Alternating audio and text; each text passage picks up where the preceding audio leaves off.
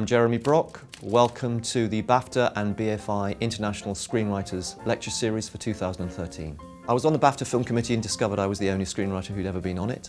And after I got over the shock, I decided that the best I could do for my screenwriting brothers and sisters was to set up a lecture series in the name of BAFTA, and we were able to bring the BFI in on that. This year we've got a fantastic lineup. We start with David S. Goyer, we end with Richard Curtis, and in between we have Hossein Amini, Susannah Grant and Tony Gilroy. These are serious heavyweights from the UK and from America. You will be inspired by these individuals. It's taken us a couple of years to get Susannah here, but we are delighted that she's finally speaking. People will know Susannah primarily for Erin Brockovich, standout film of its year, but also for In Her Shoes and The Soloist. And I think what marks Susannah out from other writers is her ability to create incredibly complex anti-heroes. Screenwriting is a profession dominated by men, and Susannah brings a very particular perspective and is able to write women into lead roles with an integrity that simply comes from her own.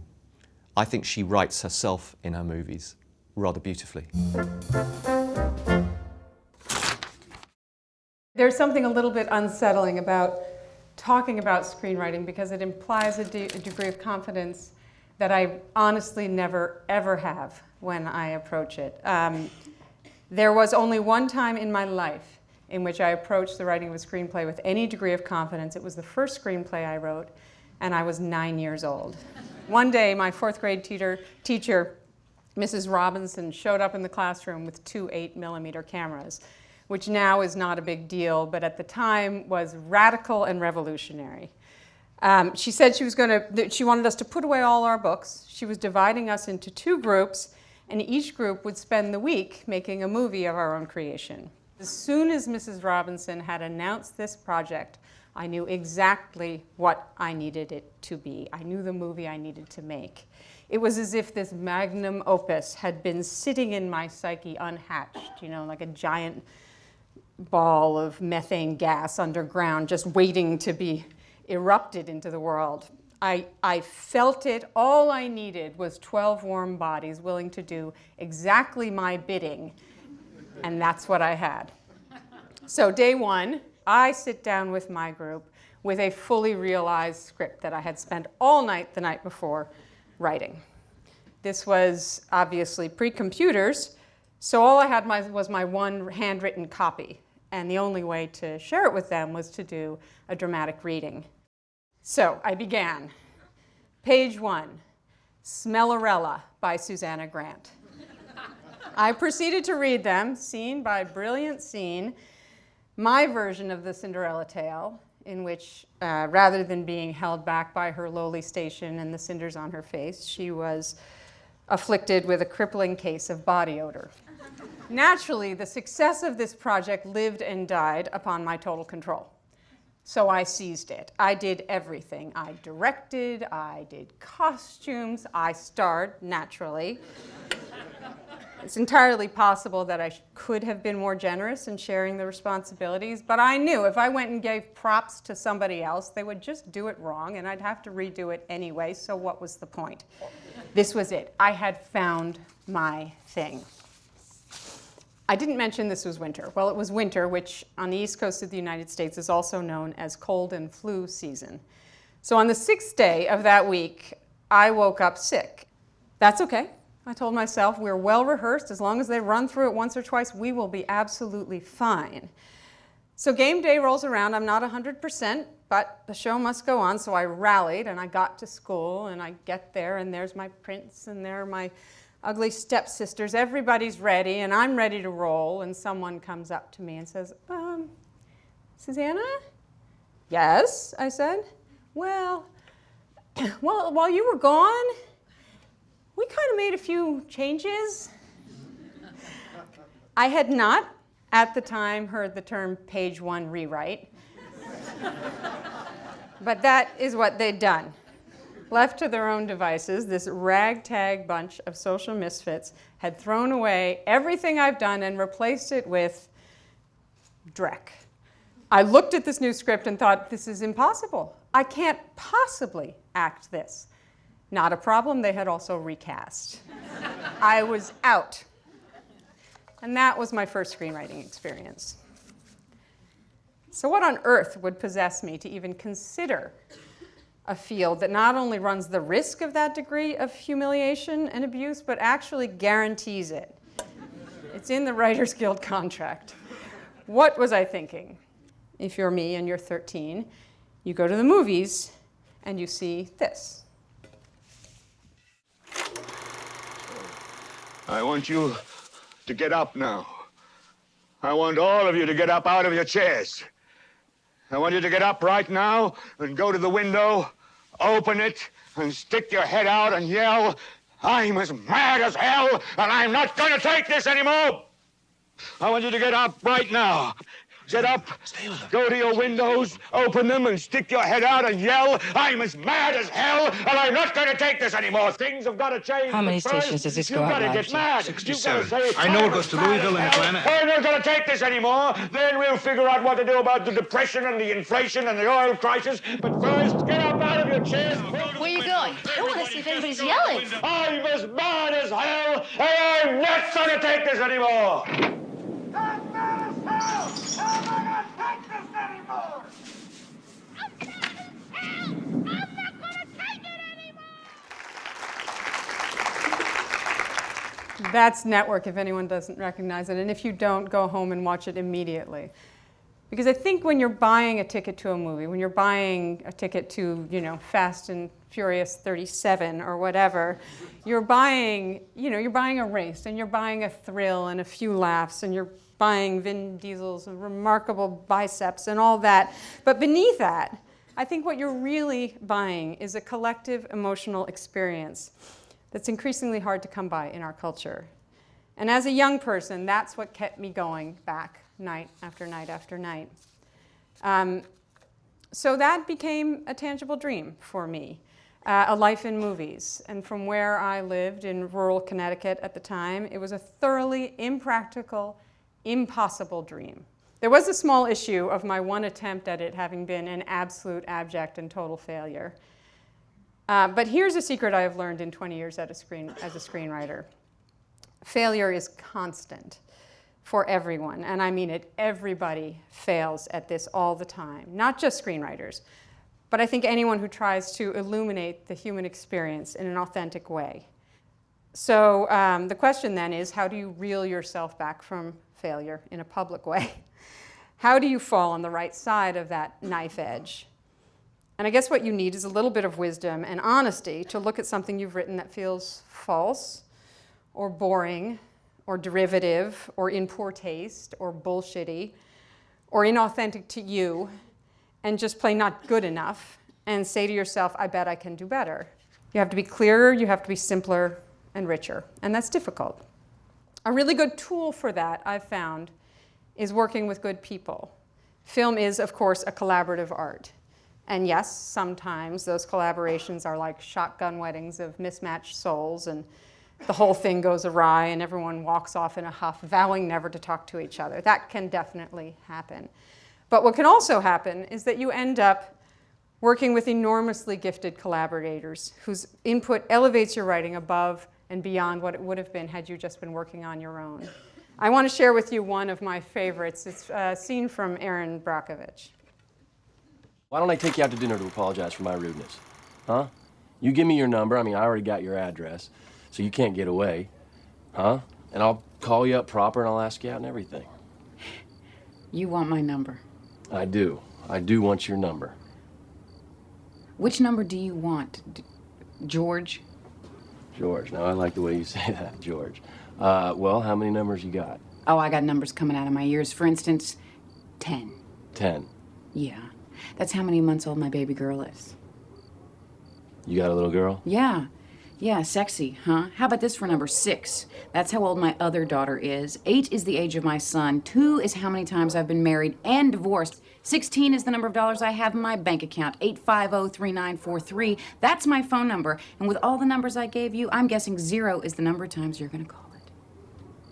Hey, how the hell do you remember your bank balance right off the top of your head like that? See, that impresses me. You're dead wrong about that zero thing, baby.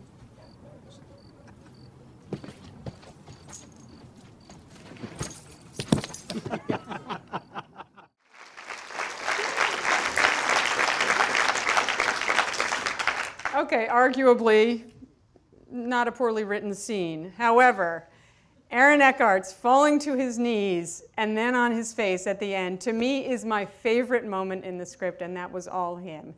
That is what you get when you work with people. Everyone has a unique voice.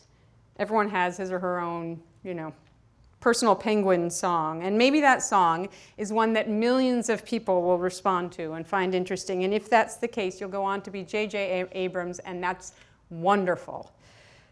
Or maybe it will only captivate a few, and that is wonderful too. The popularity of your unique voice is not what matters. What matters is staying true to it. Writing in the voice that is uniquely yours. There's a letter Martha Graham wrote to Agnes de Mille that I keep in my office, in which she talks about this unique expression. She writes, "If you block it, it will never exist through any other medium and be lost. The world will not have it. It is not your business to determine how good it is, nor how valuable it is, nor how it compares with other expressions. It is your business to keep it yours clearly and directly, to keep the channel open." And my favorite part of the letter, she says, "There is no satisfaction whatever at any time. There's only a queer, divine dissatisfaction, a blessed unrest." I do feel enormous gratitude for the privilege of being a writer, for being able to exist in that state of divine dissatisfaction. It is an enormous blessing that I do not for one moment take for granted. Thank you. I want to know, really, you talked there about the unique voice, and that that's what comes through in all of your work. I wonder if you write films, given the eclectic nature of your films, but I wonder if you write films that you want to see. Well, the problem is I want to see every movie, so that's not really fair. But you know what I think I do is I think I write myself into everything. They're always, can't believe nobody's called me out on this yet, but probably because they're always played by different actresses and their scenarios are different. But I've really just written myself over and over in lives I want to live. It's just fantasy over. I think I write the things I want to experience. Because for 6 hours of the day you're by yourself, you're in the room. That's your reality. It's like this bonus life. You get a whole second existence, and then on the next one you get a third existence. Do you have favorites in your back catalogue? Favorites of my own? Of your own. Oh, I like them all. That's the only thing you look back on is the things that disappoint. Anytime I've protected my job more than the script, I've regretted it. I protected my job as a writer and I protected my job as a director, and both movies suffered for it. Okay. Tell us more about the distinction between the writer and the director. I mean, you've worked with some incredible directors, but with all of them, do you have a different way of writing? I mean, if you're writing with Joe Wright, if you're writing with Curtis Hanson, if you're writing for, Soderbergh, I mean, is it a different process? Do you feel differently about it? Do you just write and then hand over? And no, I think the dance is being collaborative, being open, and also being protective of what you've written. I actually think it's a very smart thing when you start working with someone to really write down your intentions with the movie and keep them, because you're going to get a million ideas, and a lot of them will be good.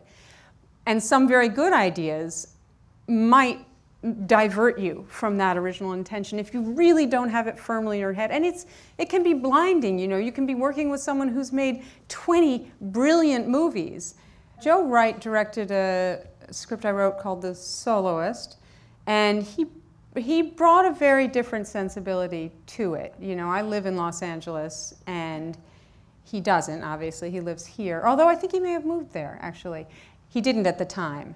And the movie is a lot about some very real social problems, mental health issues, homelessness. The outsider perspective is a valid perspective, and the insider perspective is a valid perspective. And I think the movie has a little of both. I really like the movie. It doesn't look like what I thought it was going to. It has more of a, I think it's a bit more set back from the story than I had imagined it. Do you feel that, is there a conflict for you when you're, particularly when you're adapting from real life, as you have done memorably with Erin and with The Soloist, and do you feel a kind of constraint from the fact that you're dealing with somebody's real life and you can't kind of mess with the facts, or are you okay with dramatizing? It was a hard thing to learn, and I learned it on Erin. I had spent a fair amount of time with her and come to like her immensely. And then I sat down to write her, and having only written, fictional characters up until then, I suddenly didn't feel the freedom you need to feel. I didn't feel like God with this character. I didn't feel like I could do whatever I wanted because there was somebody who knew her better, and I really felt like I needed to know her better than anyone else. And I finally decided I have to think that there are two Erins. There's the real Erin, and then I'm making up this Erin. And I will just take it on faith that my respect and affection and understanding of her will make them pretty close to each other. And that worked very well. I found that if you decide you're going to be very, very truthful as opposed to very factual, you're going to end up with a better script. There's a real difference between being truthful and being factual.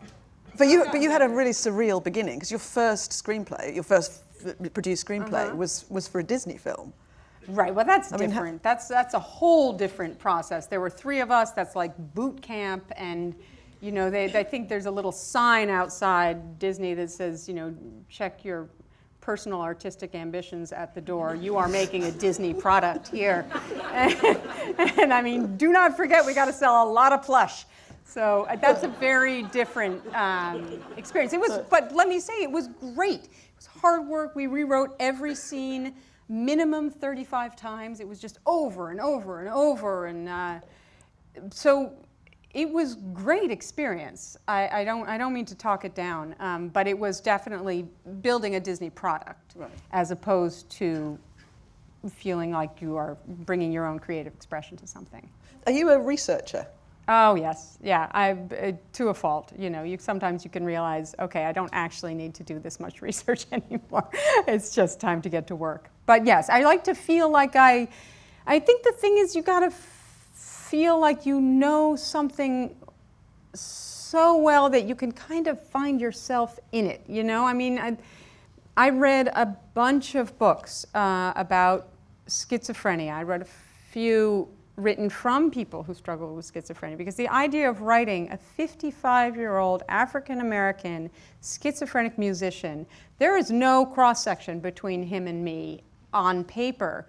And yet, until you can find that place where you and the character are the same, I find it hard to write it.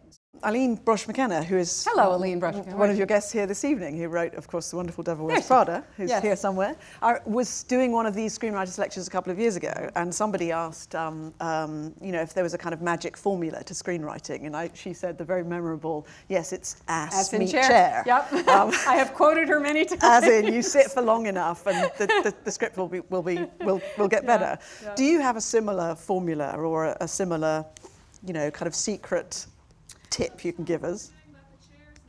Oh, well, well, the problem of ass meet chair is that it makes ass way too big to just be sitting in chair.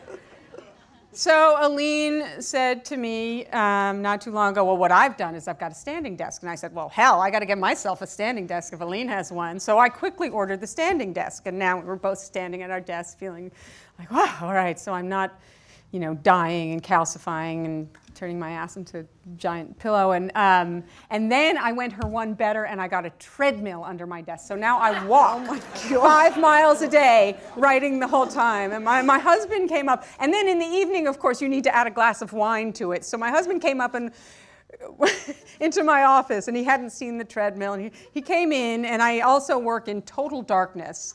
And all he could see was the glow of the screen, me walking in, like pajamas and running shoes, drinking a glass of wine, like, come on to me, I'm working. And he said, "You realize this is a crazy person. Just want to let you know that." God, you see, you came here for a tip. That's great.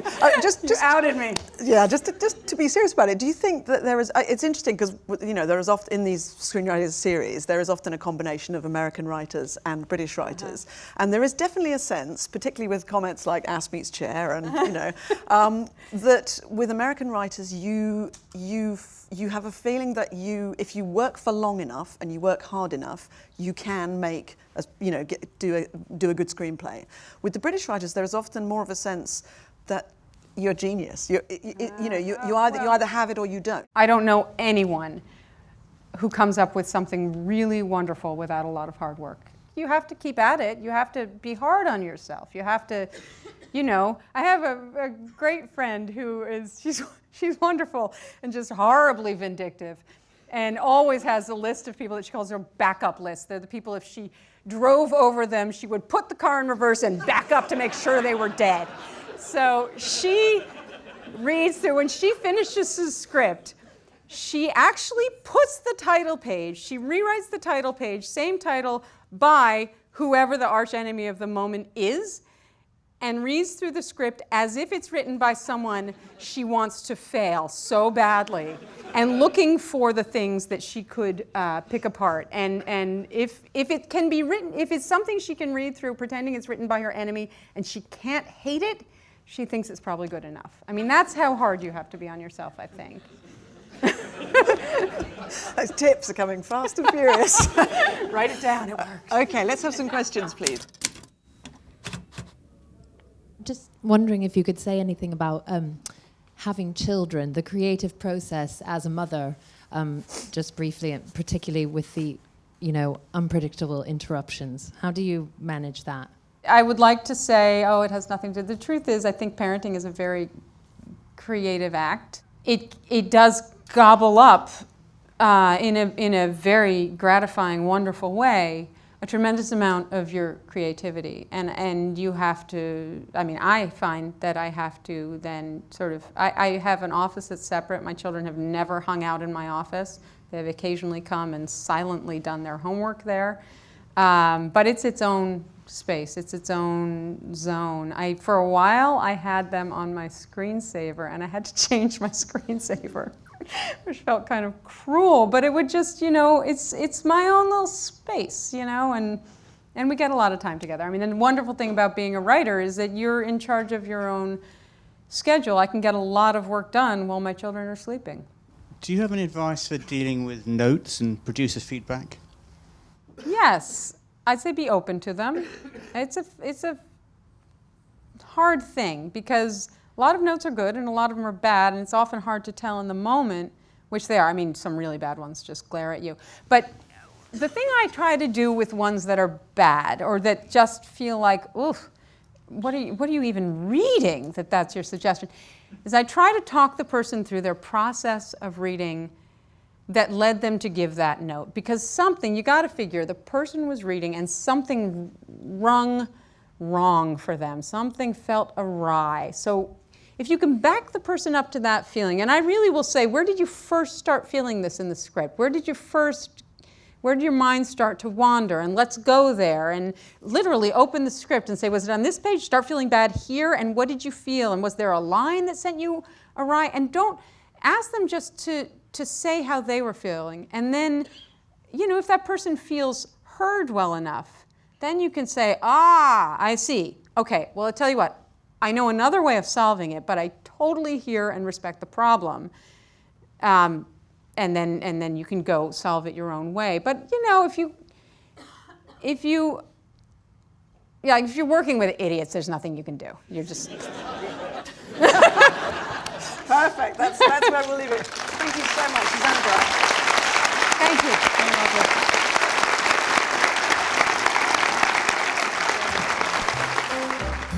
love it.